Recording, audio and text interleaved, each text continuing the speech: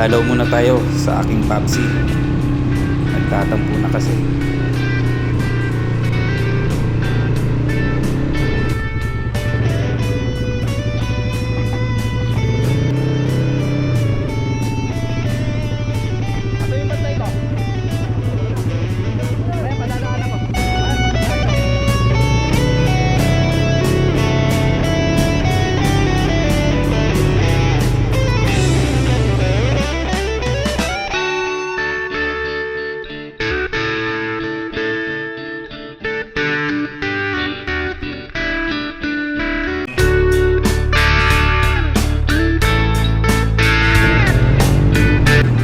Na-realize ko habang papunta ako sa aking taxi, naalala ko dati gustong gusto niya akong niyayakap at ako naman nahihiya kasi binata na ako.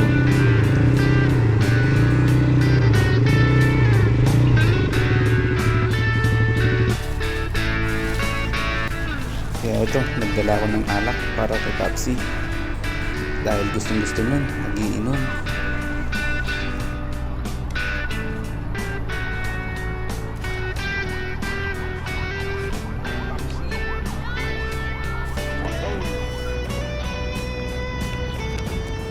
Totoo nga ang sabi nila na kapag wala ng magulang mo, saka mo lang marirealize kapag wala na sila. Dahil darating ang araw, sarili mo na lang din ang iyong aasahan. Dati, lagi akong nagagalit sa papa ko dahil wala na siyang ginawa kundi sabihin ako, mag-aral kang mabuti at kung makapagtapos ka na, bahala ka na sa iyong sarili. Kaya naman pala nasabi niya yun dahil darating ang panahon, ikaw na ang magtataguyod sa iyong sarili.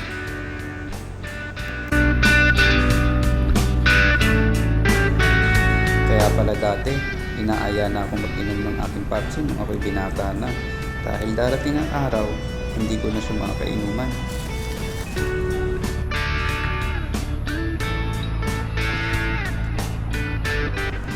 Shot puno, Papsi. Maraming salamat sa iyong mga pangaral. Lahat ng yun, nagamit ko.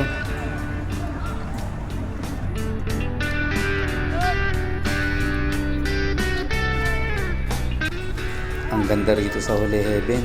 Makakapag-relax ka, makakapag-isip.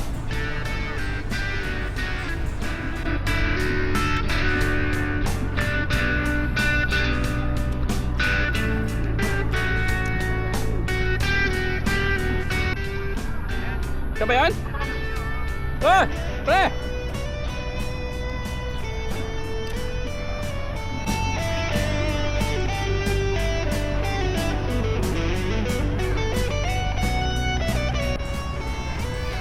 Food trip tayo guys.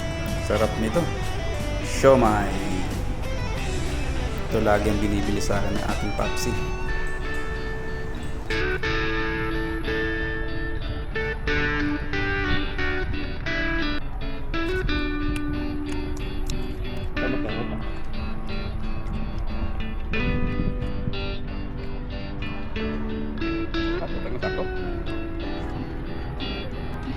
Ah, shot!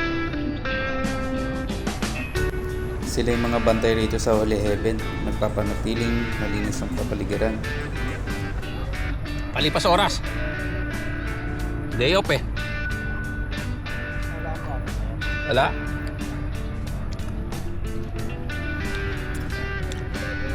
Balita. Ito pa rin.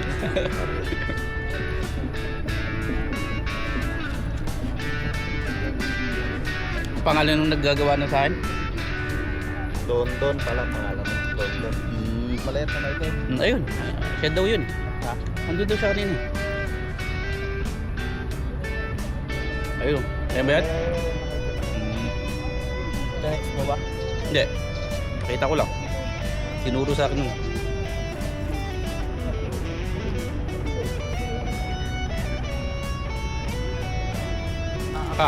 Ayun ka. Thank you, boss. Siya si Kuya Dondon. Siya yung nagpapanatiling malinis ang puntod ng aking Papsi.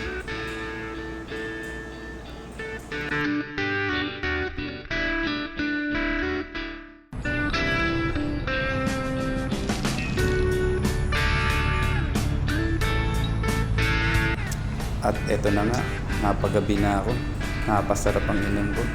3 ingkan lang naman yan. Pero hindi naman kasi talaga ako umiinom. Kaya shot lang talaga.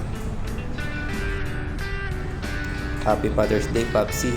Naway gabayan mo kaming lahat, mga kapatid ko, at lalong-lalo na kay Mamsi. Naway bigyan mo pa siya ng mahabang buhay para lagi namin siya makasama.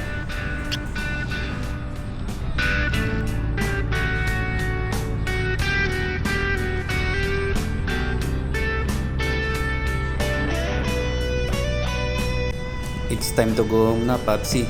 Ingatan mo kami lagi, gabayan mo kami. Bye-bye!